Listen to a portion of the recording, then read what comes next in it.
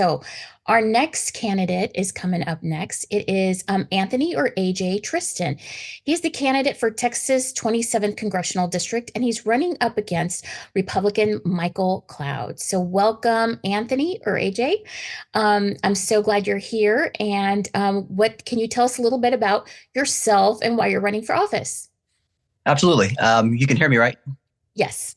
Okay, awesome, super. And I was having trouble earlier, so I apologize for that.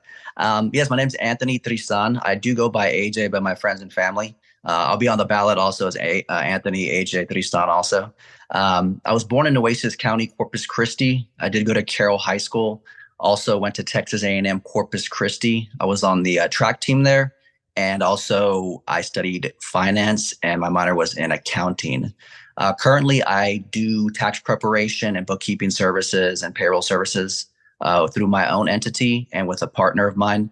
And I travel from here to Austin, from Corpus Christi to Austin, kind of taking care of business clients and also individual clients. And, when I started running is because, after the January 6th attacks on our Capitol, I am a lover of politics. And, before I thought, okay, well, if Trump loses, on to the next election, like we normally do. Like we normally have our free and fair elections and we transfer power, whether we like it or not, we accept it. And so the moment I saw Trump not accepting it is when I immediately created my EIN, which is through the IRS, for Tristan for Congress. It was something that I just did impulsively because I just was not going to stand for it. And it's taken me this far. So I did run in the midterms in 2022 against Miclovio Perez. And of course, he won that.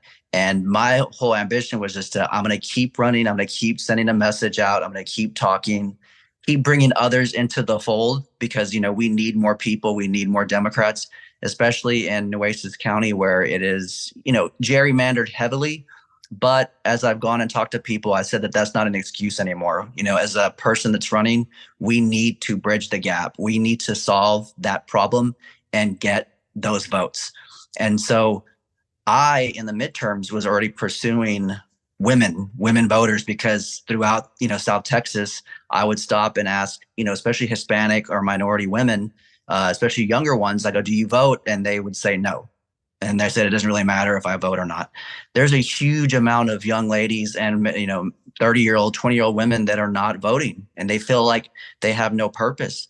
And they are very important to, I believe, our democracy as a whole. The things we want as Democrats, the things we want, especially, Mothers Against Greg Abbott's, gun regulation for our children, major things, we can't do it without women. We can't. And, there are so many men out there trying to, lead and be inspiring. But, sometimes it just takes a good old fashioned like women that are there, that are right in front of us. And yeah, they may not be the strongest, the biggest, the best speakers, but damn it, their vote matters and it will solve a lot of our problems. And that's why I'm running. I think those are all really great reasons to run. And you know what? We need people just to step up and run, honestly. It's just, I think that is a great story of why you decided to run. So thank you for sharing that with us. So can you tell me about what are the top 3 issues that you are running on in your district right now? Well, I'm going to bring up one, which is, of course, reproductive rights. But like I said, in the midterms, I was already saying, like, we need to empower women. We need to let them know that they are a voice, that they are a force, especially as a man. When I started seeing, and again, this was about 4 years ago, even before the insurrection, that there was a real assault on women. Men, when they started seeing women make a lot of money, become millionaires, become billionaires, start running Congress, getting these powerful positions, there were men just trying to kick them down. And they didn't have an answer, they didn't have an answer. And it's tough. And I understand that. And so my priority is like, let's get more women into the fold. When you can't attack, when you can't mount a defense by one person, then bring 1,000, bring 100,000, bring 1,000,000. And now what? Now what are you going to do? They are a driving force. They're out there. And so again, that voting was a priority to me. And then Abbott came along and put these restrictions on reproductive health care for women. And I don't like saying the word abortion. Abortion is a last resort. It's all about reproductive rights, reproductive care. I don't ever try to use that word because it is a last choice. It's not the first. It's not something that's just done just because you want to have a good weekend or whatever the lies are. It is important. And so that became my next thing, bringing the women votes and also defending reproductive rights. Because again, they're the missing piece to the things that we need to make this country good. The greedy politicians, the people, the politicians that don't want to take care of children, the women matter. They're the number one thing to help us get to where we want to go.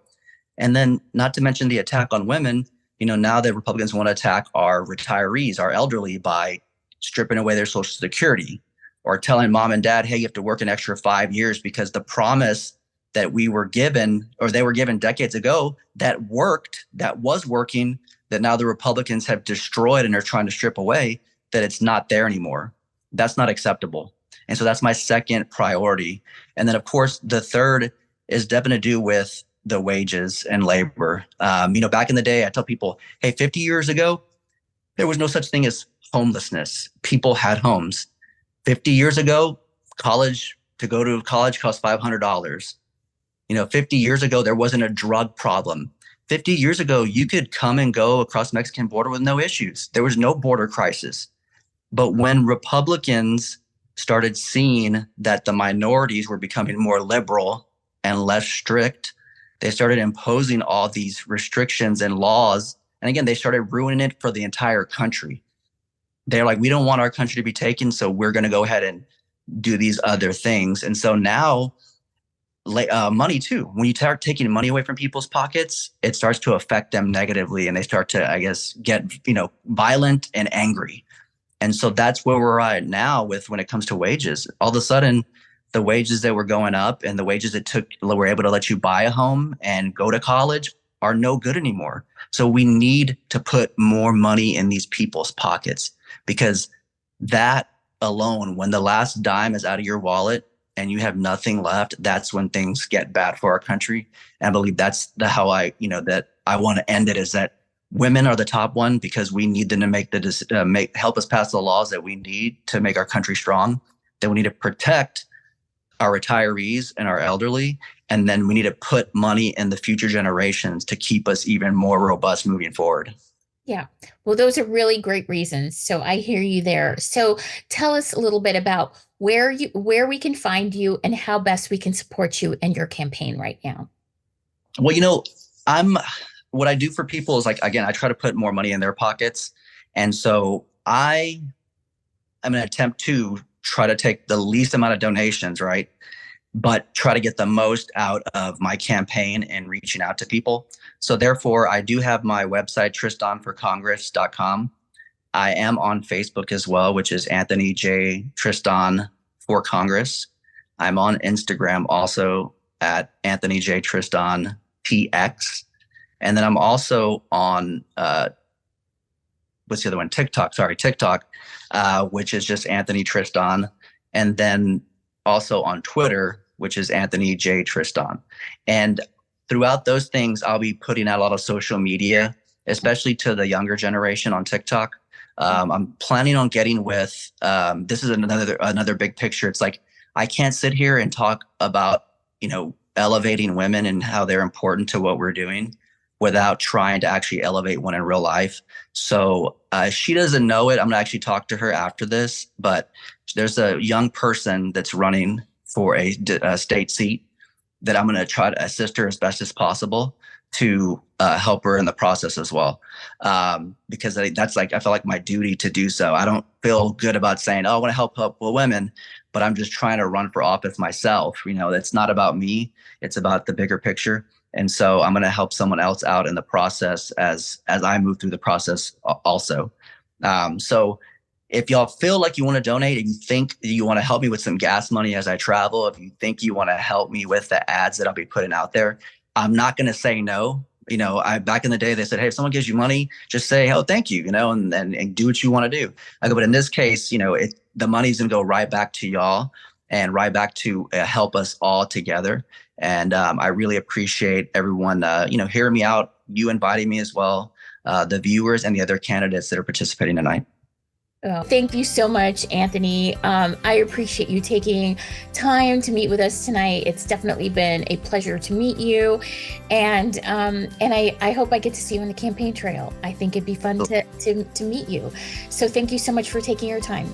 Have a nice evening. Thank you.